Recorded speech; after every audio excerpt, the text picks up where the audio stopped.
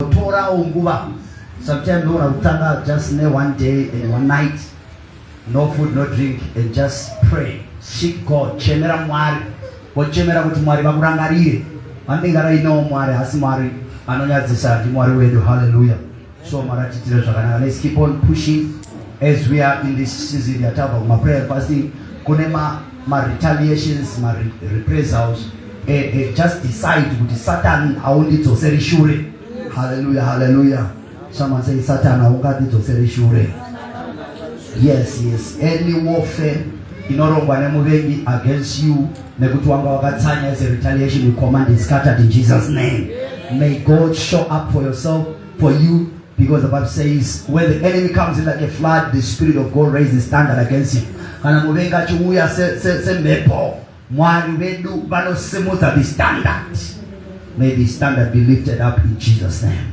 Right, today let me just teach as we introduce nyaya the servant rank. Mususani last week chitaura nyaya the servant versus a friend of God. Tikataura tikati kune about 8 ranks that no fano bata sebana be wings of faith kuitira kuti tifambe mu abiding glory, mu permanent and abiding glory. We have to operate in the following ranks: the rank of a servant, a disciple, a son, a prophet, a priest, a king, a father. Then number 8, a friend of God. So tikabane kunzwisisa ikoko kunotibatsira kuti tichemere zviri zvedu uye titakure umwari kwese kwatinoenda. Tisave namwari watinosangana naye kuchechi chete, but tisangane namwari or tifambe namwari wherever we go. So today I'm introducing the servant rank series. So today as we are talking about the bond servant, someone say the bond servant. The bond servant. The bond servant.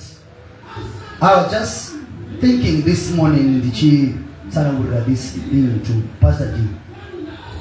But sometimes, because ndakataura Moshe Sunday, Big Sunday last week, ndikati kana uda kuzwisisa nyaya dzemaranks atikutaura aya, tora pa level yema apps efone, naiga. Hallelujah, hallelujah.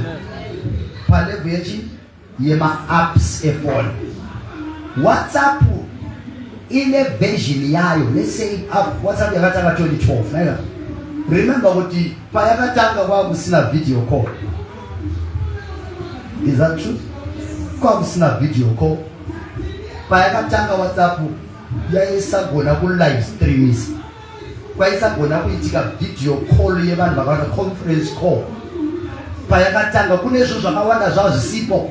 Zvichireva kuti as the lower level or lower rank in the kingdom of God, being the servant, ukagarisa pakuva servant, kune zvimwe zvinhu zvaunopotswa nazvo chero zvichibhilonga kwauri semwana waMwari. Hallelujah, hallelujah. Can you imagine a situation yekuti uri kutaura nemunhu wausingaone uchimbochata naye uchitora mapicture kusina video kana kusina conference call? You are limited. Chinova kuti when we don't grow in ranks in the kingdom of God, we limit ourselves. Hallelujah, hallelujah. Tinoita sei? Tinozvilimita. Kune zvinhu zvakawanda Mwari zvauda kutishandisa mazviri. But as long as tiri panzvimbo imwe chete tisingakure, we are limited. So let me talk about the bond servant this morning. I will say this: there are different classes of slaves. Muupenyu kana kuti mushoko raMwari. Ma-slaves vanga vari vanhu vaitengwa, vaitengeswa. Ma-slaves vanga vari vanhu vaitengeswa. I remember history takadzidza about slave trade. Ma-slaves vaitengwa. Slaves had no rights. Slaves had no rights. Slaves were owned by the owner of the slave. Slaves had no rights. When I was reading Exodus, I was shocked. Kuti a slave aiita vana vake nemukadzi wake. Paanosunungurwa kwenzi ngaaende, aisiya mukadzi nevana. Paanosiya mukadzi nevana vabhosi. That's why slave trade vanhu vaifarira. Can you imagine munhu ane varanda 20 vari vakadzi vavo, anosara apinda machena. Varume, hallelujah. anosara 20 makadzi. I was like, Jesus, what is this? Thank God it's no longer there. So as I'm talking this morning, ishuvere yangu kuti uvene kunzwisisa this message. Zvikuru sei tichitarisa kuti uranda. Someone say uranda. Ndakuti ndizvitore so kune ma different classes of slaves. Nenya kuti a slave hana ma rights, hana anything they own and all that. Uchaona kuti akamutsvaka anoita zvaanoda naye. Ndimboti before we enter in our message this morning, tione kuti we were slaves. Someone say, I was a slave. We were slaves. We were slaves. Romans 6 verse 22. Romans 6 verse 22. Like the children of Israel, takatiri varanda vechivi, takatiri varanda venyika, takatiri varanda vasatan. We were slaves to sin, to the world, and to the devil. Takatiri varanda vechivi, varanda vasatan, we varanda venyika. But Romans chapter 6 verse 22, you know, now you have been set free from sin and you have become slaves of God. You have fruit to holiness and the end, everlasting life. So takatiri varanda vechivi, takatiri varanda venyika, takatiri varanda vasatan. The same way vana Israel vakavari varanda Egypt. So what happened is Mwari pakati sulungura kuburikidza na Jesu takachinja master. Hallelujah, hallelujah. Wanga uri muranda wa Satani. Now Jesu akakusunungura wa muranda wa Mwari. Mukanya kuti ndiri muranda wa Mwari. Tomoto ndiri muranda wa Mwari. Takabva pakuve vatapwa va Satani. Kuve ma slaves of sin, slaves of the world, slaves of the devil. We are now slaves of God. And this situation introduces the level Radautaura Renosianisa Muranda where Watavati. Vana Israel Bakaba Varanda for 430 years with Egypt. Bari Varanda 430 years with Egypt. They say it's slavery, being a slave of Satan versus being a slave of God. Yorabas. Being a slave of Satan versus the slave of God. Maybe we're going to form a table or something like that. Slaves of sin or slave of Satan versus slaves of God. Being a slave of sin, slave of Satan, slave of Kuti, it's involuntary. It's involuntary. What does it mean? Kuti auna auite zvaunoda.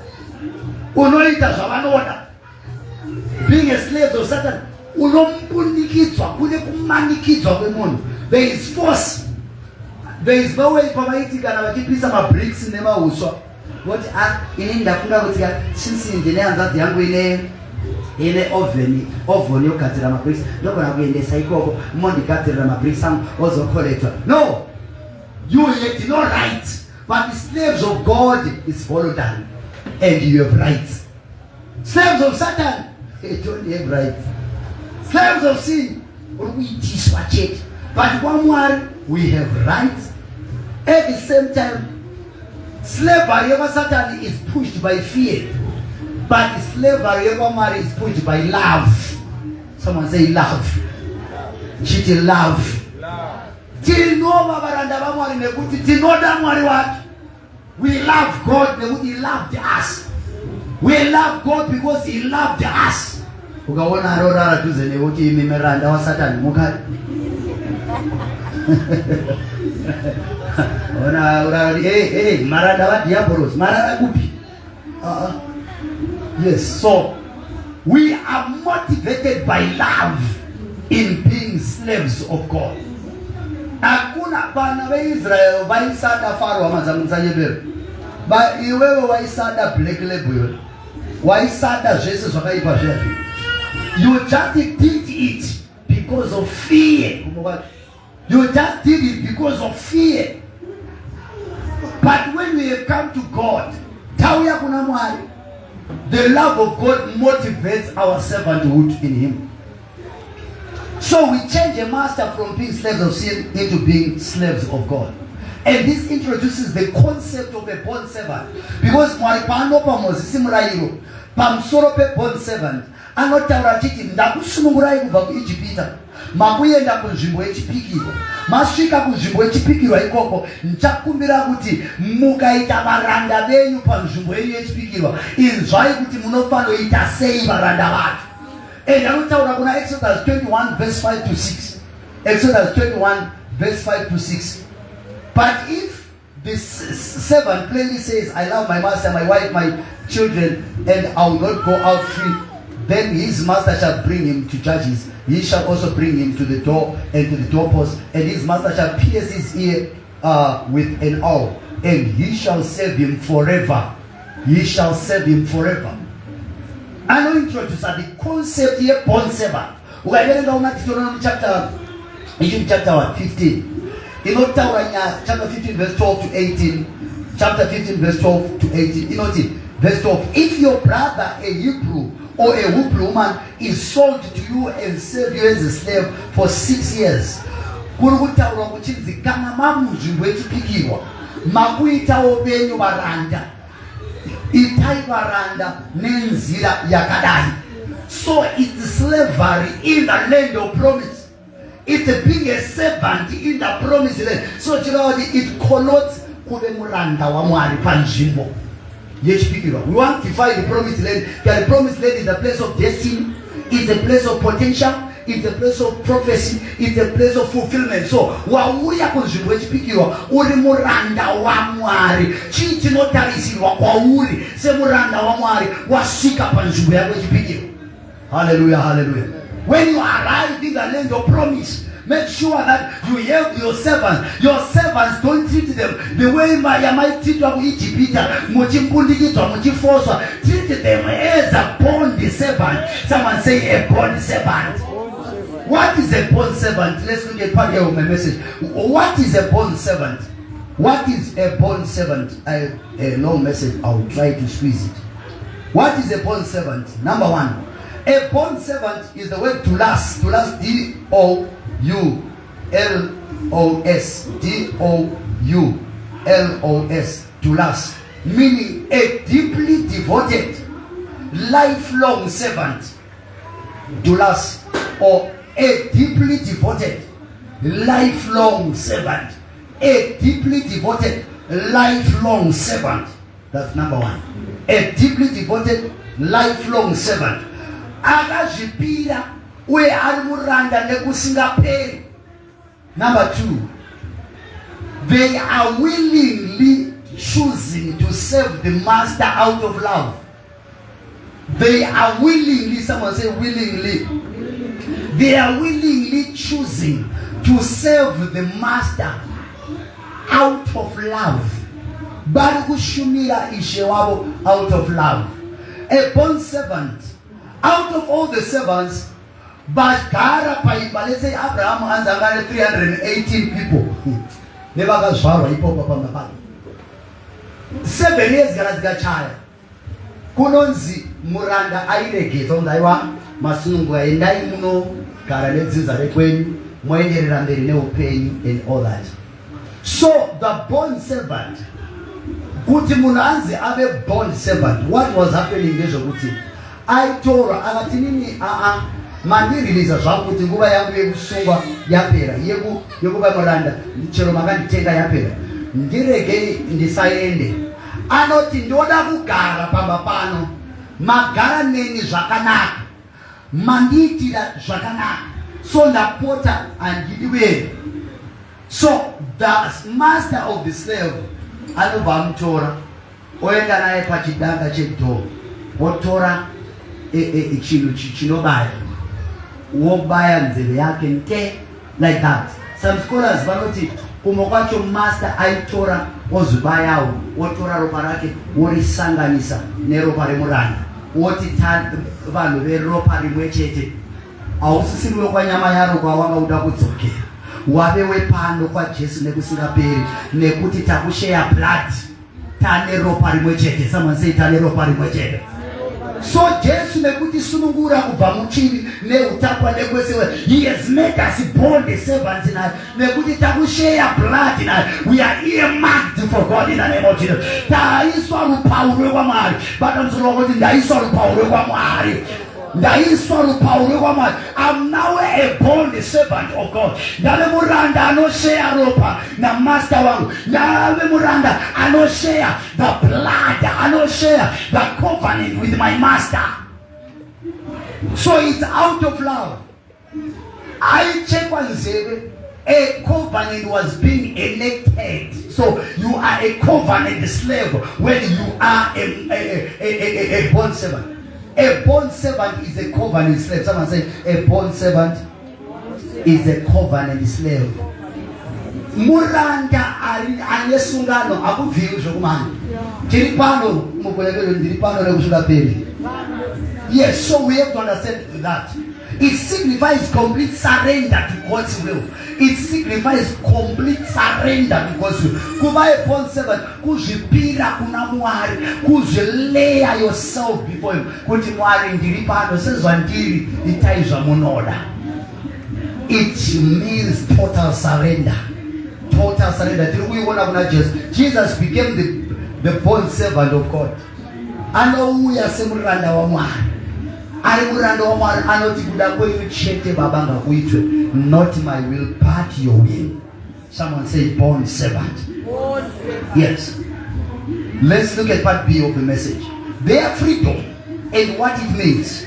Today we are celebrating. We have a service here. We are going to it is a liberty celebration service. Who celebrate that? We celebrate your liberty because who want to go to 21 days? Who like it? That would want to oh, we have to say this very magasunguka.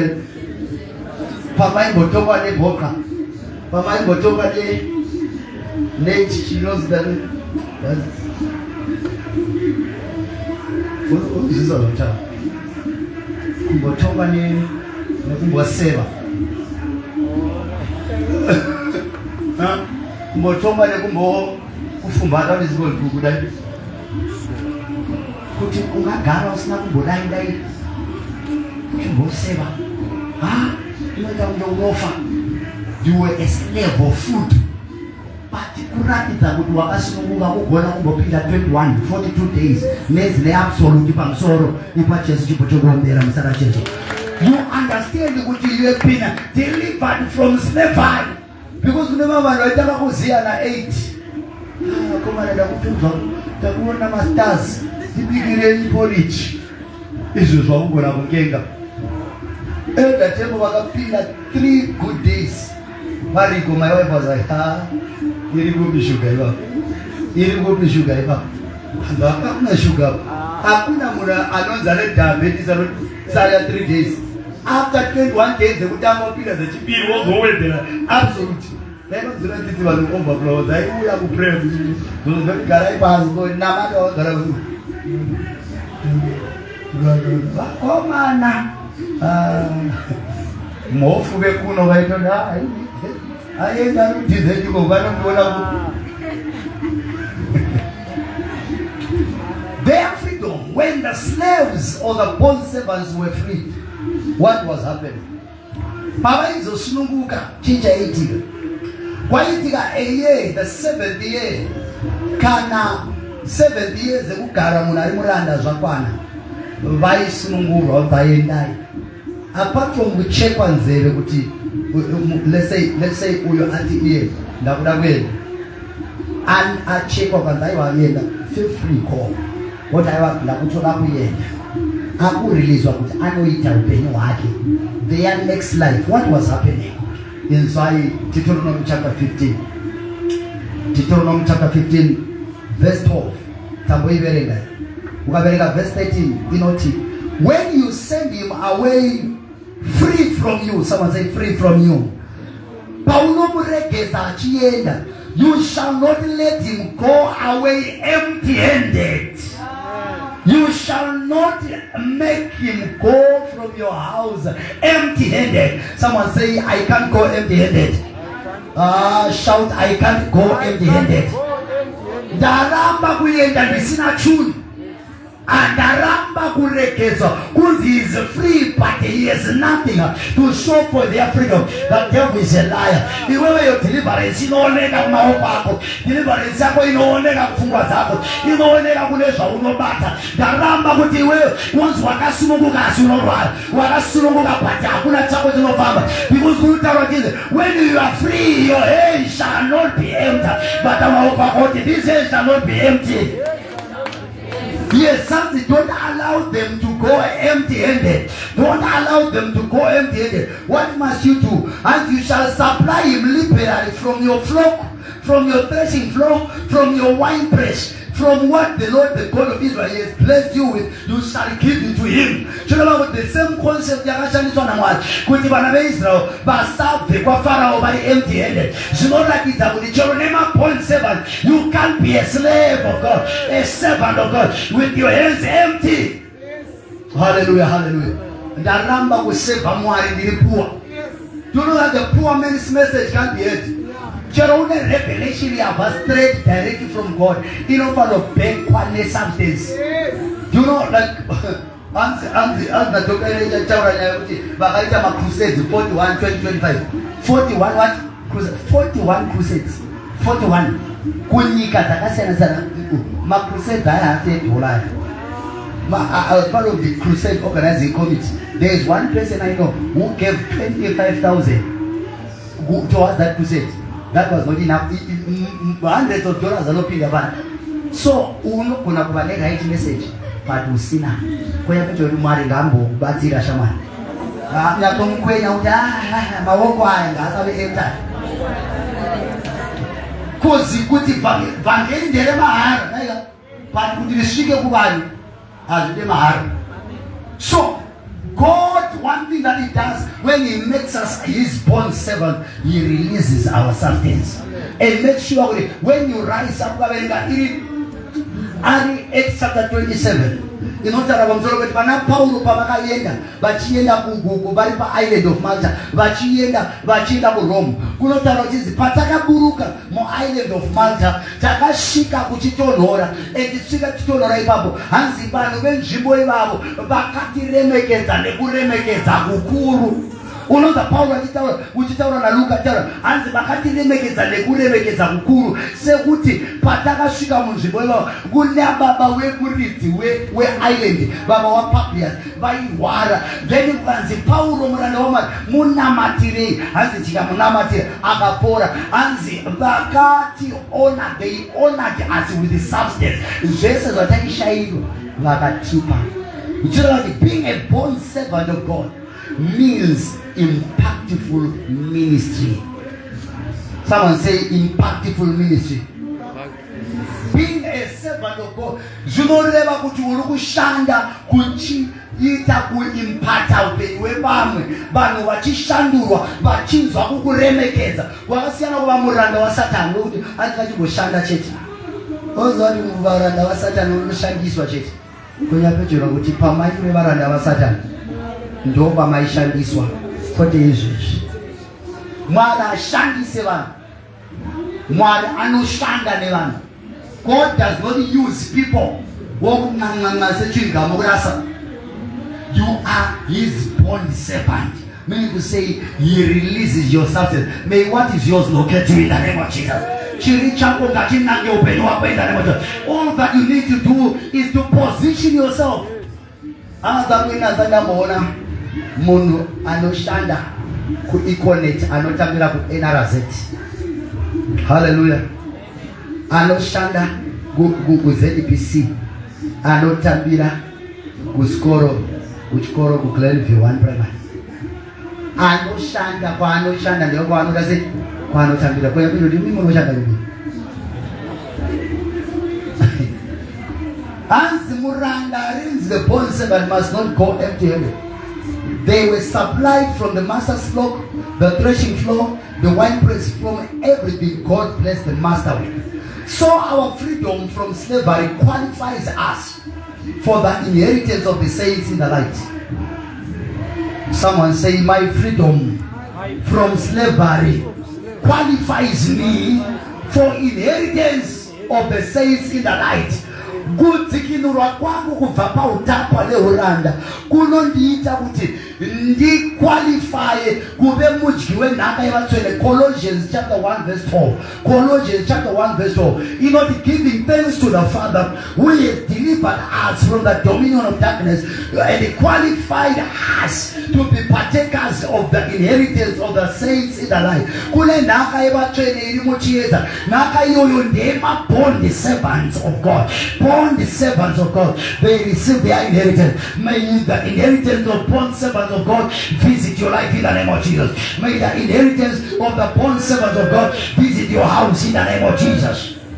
Number 2, God reminds the children of Israel, the Israelites masters, that they must treat bond servants well because they were once slaves.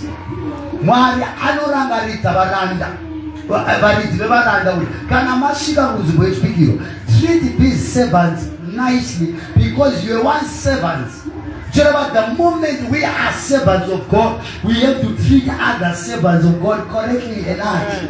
Hallelujah, hallelujah. As servants of God, as servants of God, we have to treat others well.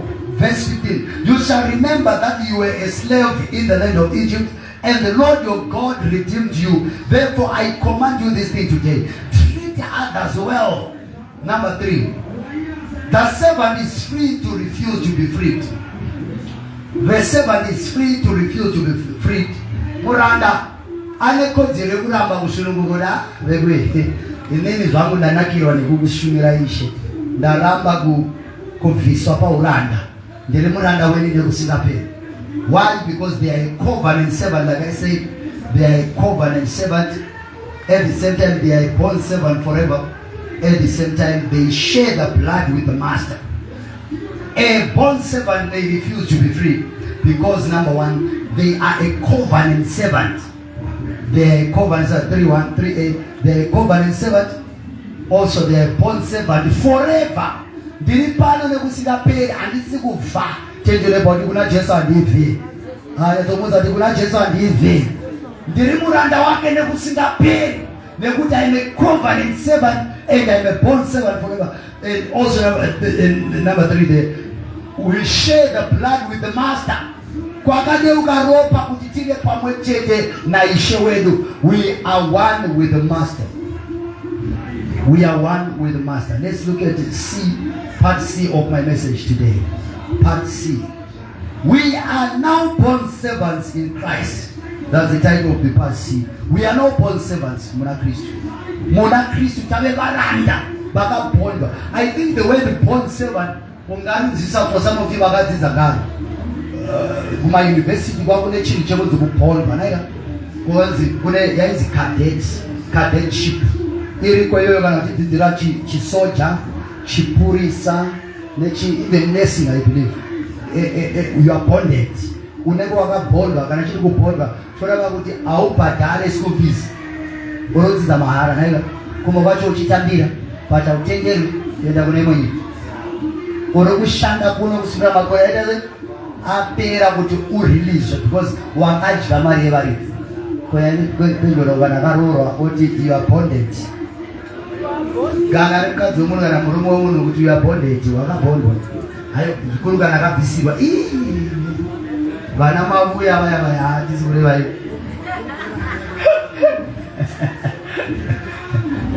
Sorry, vanonzi vayani vari mumashure vari kurikudza kuuya kucheche. Ndimayani taurai musatondinyadziza havakuzive. Ungakanganwa zita remunhu akaroorwa musi wa25, munhu akabhondwa musi wa25, munhu akabvisirwa. Godo kurwadziwa chabvisirwa. Mainemba vakabvisirwa vakabhondwa. Makabhondwa chero mungada kuzwa kutokusiwa. We are bonded. We are now a bond woman. Wagara. So we are Jesus' bond servant because akatitenga neropa rake. We are his. Someone say I'm his. Just akatiyana nesvarume. Sometimes madzimai ndeedu aya but kwenda ngasedu nona mkadzi ane mopo mumsoro mazizo nomona ane mopo mumsoro ane wig yoita kunge yaneta so wamona inenge yaita kunge yaneta so yakuda kufa yokuti kana mwana akane hasha nogona kutonza yoenda because akazobhondwa nekusiriko tendo nebodi mwari ngakubhonde kwakanaka hani kana kuti iwe wakabhondwa ikoko asati ane revelation kuti ruwake mwari ngamupe revelation Jesus yekuti anodada newe kuti anofira kushurukirwa vakomana shasha mukadzi wako kana ndaibvira wangu ndaimbomudira zuda rimbomera patsva kozero musoro wacho handiuzivi varume imi isi tirikufamba nekutendai zvacho wakutogara nemunhu 8 years 20 years musoro wakauziva musoro wacho hauchinjwi musoro wacho unoere one day unotoda kusamsoni unoita kunge hauoni umbogera unyatsorivona kunozozotarisa musoro yevana kuti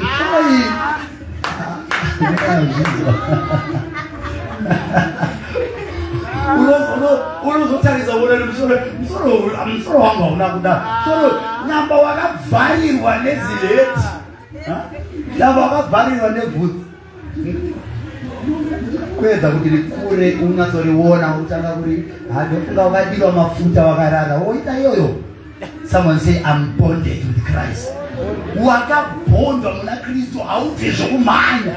Kune bondi iri pakati pedu naJesu because we are born servants. Someone say I'm a born servant.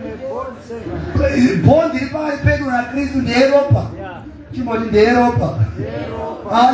Bondi yatinayo naJesu ndeyeropa. Uye iri ropa regwayana ramwana. The blood of the Son of God bonds us together with him. Kuti tine pake hakuna uroya, hakuna urompa ungativhisa muna Jesu. We are bonded together with him. However, I come to tell you this hour. Kuti tauri muna Kristu as a servant of Jesus. Wapinda muna Jesu neropa la Jesu. Tingakuvhisa ropa. Iropa rani ringakuvhisa. Hakuna ropa revaroi ringakuvhisa muna Jesu. It's a personal decision. Yekudzudza kuti inini ndakapinda pano neropa.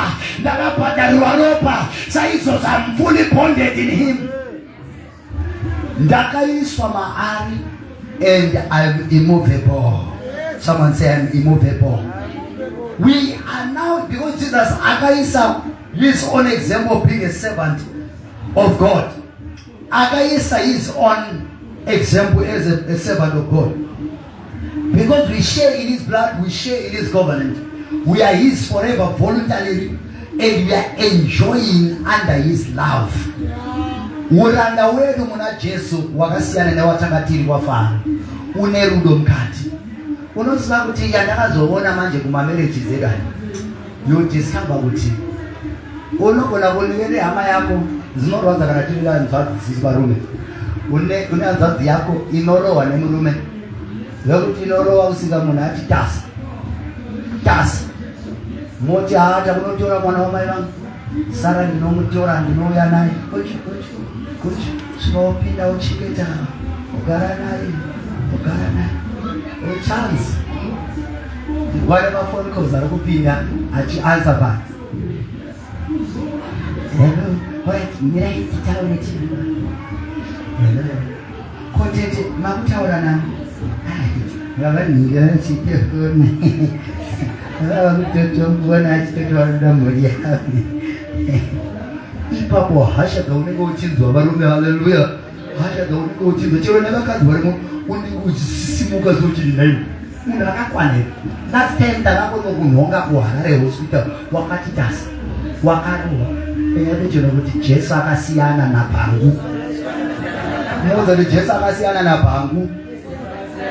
Jesu hakurove kukusiya wakati tasa. He loves you, so you're bonded. You're being bonded in him as a servant is out of love. Kwa Jesu kunogarika. Kwa Jesu unogarira vana samani minguyu uyu asina kuya kuchechu. Agarira vana. Kundipi. Twendi kana tachemberera pano. ine ndaramba kuti uchemberere kwa Jesu chero usina ma results. Ndaramba kuti uchemberere kwa Jesu chimboti atiri varanda. The Jesus I preach has results. That Jesus I preach is proud of you. That Jesus I preach is not satisfied kuona uchitambudzika, uchivhiringika. It takes you kuti udzidze ndiri muranda wake anodiwa. Bana msoro ndiri muranda wake anodiwa. Unozoona kuti that's why ma apostles bana Peter bana Paul vesa. Ukaverenga mabhuku avo, let me just give you 5 examples of born servants of Christ. Write it down. 5 examples of born servants of Christ. 5 examples of born servants of Christ. 5 examples of born servants of Christ. Number 1, the Paul. C1. Paul. Romans 1 verse 1. Romans 1 verse 1. Paul, a born servant of Jesus Christ, called to be an apostle, separated to the gospel. Paul. Example number 2. Peter. Example number 2. Peter. 2 Peter 1 verse 1. 2 Peter 1 verse 1. Simon Peter, a born servant and apostle of Jesus Christ. Example number 3. James 1 verse 1. James, a born servant of God and of the Lord Jesus. James. Number 4. Jude, J-U-D-E. Jude 1. Jude, a born servant of Jesus Christ and a brother of James. Number 5. John. Revelations 1 verse 1. Revelations 1 verse 1. The revelation of Jesus Christ, which God gave him to show his servants things which must shortly take place, and he sent and signified it by his angel to his servant John. These are apostles. Over Talisa, these 5 apostles, if you study their books, you study the church history, you will discover that they did greater exploits. Bakaita mabasa makuru. There is no change. Paul, a born servant and an apostle of Jesus Christ, is because their apostleship is built upon born servant. Someone say their apostleship was built upon being born servants. Kubema apostles wabo kwakavakirwa pa being born servants of God. But my apostles emazwana tell Sunday so the boss and the apostle. The multi-dollar and the major in Azrubone, Korean Africa. We Tanzania, my have a Muslim, Vaka winner 98%. 98. They have no result. Resist the proud, but it gives grace to the humble. As one, I don't resist them. I don't resist the humble. I'm trying to look for it. What do you want to do class here? Do you think I'm your class? And was on the cheapest. In Ochati even the mate. And you would say a real story. Chilima form 1. Kulemon command. Pamberi Pecas, yes. We're Sandys. Mountain Yoria. Mundi kwani maliza ma behavior ma form 1. Mundi kwani maliza. Unondi. Kasi ndakaremera ne great ne form 1 yes. The whole form what the hell? Form 1. Can only a proud person. You Jimmy Pise. Jimmy Pise ansalo piwanyasha. Akazikuza ano resistwa. So that we operate as his born servants. I realize some of the situations that let me tell you, ukaona uchinamata, wotsanya, woita zvese, woita zvakanaka, woita zvese, dai asarenda. Kana ari madhimoni dai asarenda. Kune kaunini pakati. Mboita unokubika so uchibva ganda uchibva kudzosera pamoto. wokukwatisa chero vazuri nhini yakanhinifaiwa haunoita right. Chero vazuri nhini yakanyatso amhero njoya yekuti kana uchitsenga bhizironi unosati yakataurwa najesu anzi ukasvika panzvimbo ndo painoapply ipapo kwete pachechi setup nayo nomboona vaka vachida anzi vakasvika panzvimbo pawakokwa gara kumashure tati zvinoapply pachi zambia yoti wa so to avoid that gara kumashure urandidze murume wako.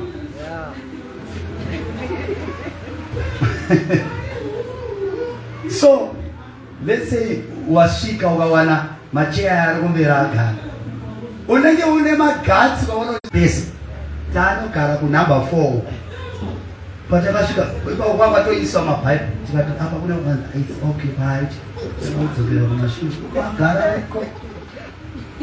So Jesu anotaura principle yekuzvininipisa ukasvika panzvimbo tanga wagara kumashure uvozokuti aiwa ini hamukodzeri mwero.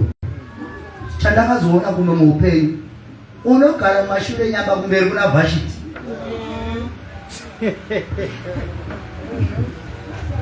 wakagara kumashure wakazvininipisa saEsther uchimbogara uchingoti variko wakatarisa wona chacha yakagara iyo vabhara 4 iri munhukadzi kuchimbozi namambo uyai sikaika panzi kweyari munishedhere. What happened was Vashiti was proud kwenya petoro kuti zvininipise shamwari unoziva kuti pride yakafanana neHIV kana mari no one admits kuti anayo. Hallelujah. No one admits kuti ani mchene mwamchanotsiura aona kuza ukawade kukamera mwamchonongora kuza shut up pride yawo kuti kuziganda kuwakuonerera unobva wapusa wapeta muzviwa zvokutoti chero munhu akati aposo unoti emi money ndoti ari muprotocol ai asha vakamutora picha akatenda kuti the governor ndiye asha kuchechi kunyangwe chero kuti inini neugavhena wenyu inini right now hausi kana guvhuna but you can't even raise a check. Unozwa kuti rekandinyatsokuudza chokwadi your pastor I will tell you the truth kumwe nyamba kusasimudzirika muupenyu haisi nyaya kuti kuda kuzvininipisa. The moment you understand that, you will see what Mabasana Paula Tinoaita, because being so consumed and owned by the master, being so consumed and owned by the master, to be sent anywhere he sees fit. Serving the master forever till death. Number 2, being so consumed and Medan and Amar, you are now pastors. We are sending you to Togo. We ordain you, Minister Peter and your wife. We are sending you to Canada. Yes, yes. Shatarara, how you have blessed me. Than the good Togo. We send you, Minister Tamara, and your husband. Can you go and pastor in Lotito? A one lawyer. A lawyer. A good Lotito, you know it a lawyer, then the lawyer, and then she did battle and I'm going to quote and started changing Mozambique. I was Zilekana say, a Portuguese. Who Mozambique would have won Mozambique. I was with the Mozambique. Ukaenda uchenda kungeurenda unana maputo and all that kune nzvimbo kunogara marebels ekuti muno escortwa ne-escort ne-food because noputitwa vanhu kontienda kunzvimbo dzakadaro you are sent. Kana uri born servant unoti yes sir, what do you want me also to do? Manje mabhosi akanditarisa aya chero uchienda kunogura missionary communities nekumba kwako unotanga kuti anywhere. I came to Harare not speaking a Shona word. Not one Shona. I remember one day which called of back and second. Now chicha. So I told her something, she's a fena. Negati. Hey, don't try. Hey me, the habit of the lecture, don't try to the answer. Don't try. Because that's a broken shoulder and but I decided because of my calling, I will let it. Amen. You wear right now, I'm sure. Can you go to our right to manage your one? Where the blood tell you? No one comes to hear them. Because by now, my people, they're expecting to hear you talking to them. You know, that's how I with you. She had asked the question, did you call anyone Kumba Wabati Happy New Year? Did you call anyone Kumba and say Happy New Year? How many years are you in marriage? 9 years. Satana Nanguba, like I say, it's now 13 years.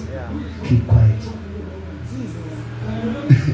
Kana uchida kuba mranda wa mari chisi ya kube mshona kwa hivyo ndio kana kuba mranda wa mari mundevele we ari kuti siya kuba mshona fast kwa hivyo learn fast jamani sita fast window faith is a church yevanhu vakawanda ukaenda kubhinga tinokulanda church kubhinga kune chiparidzwa nechitonga iko kind of blood chiparidzwa nechirere kwaona kwarari that's why I don't even care. I preach in short. There are people who live stream who don't even hear. No doba. When you bet you don't my doba. And Nelson Mandela, after a statement he did. And if you want to speak to a person, it's a heart. Speak in their language. If you want to speak to their mind, speak in a language they understand. The children speak to a man in the language they understand. You speak to their mind. Mozambique, boy, that day. Masutuko, Dumelang. The moment you Dumelang, I go from the one down. I imagine trying to sort up by time of my outreach, putting in the follow already Chibu, who Tiban, who interpret Zozo Shika. So if you put the Garema hymns, defending the master's name and his house. That the mentality of a servant. Defending, someone say defending the master. The master's name in his house. A mentality of a bond servant is that one, defend the imbayashe, uyene zitalaki. Children of Paulo, they were ready to die for the name of Jesus. Amen. That's why one is ex, one is Bakaroa,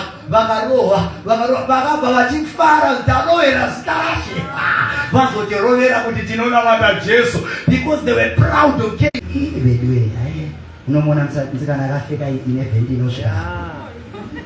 Yeah.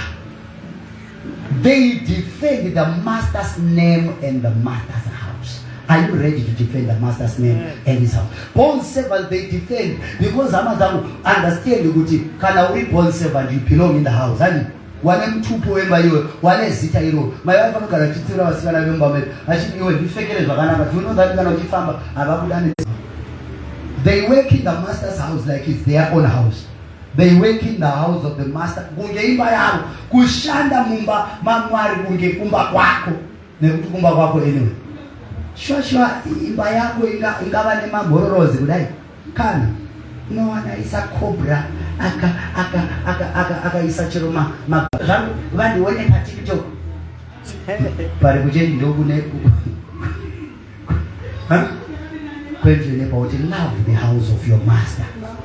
Idaimba ya master wako lokuthi unodada nayo amazamu ukazwisisa the message of the bond servant. You love God's house by the mentality of the bond servant. Kuthi andikaone imba ya boss ya master wangu yakadai the zeal of your house he has consumed me. Today may this revelation visit your life. Kuthi we are his bond servants and that being a bond servant is the way to power. You want to walk in power? Be a bond servant. You want to see the flow? Being a servant so that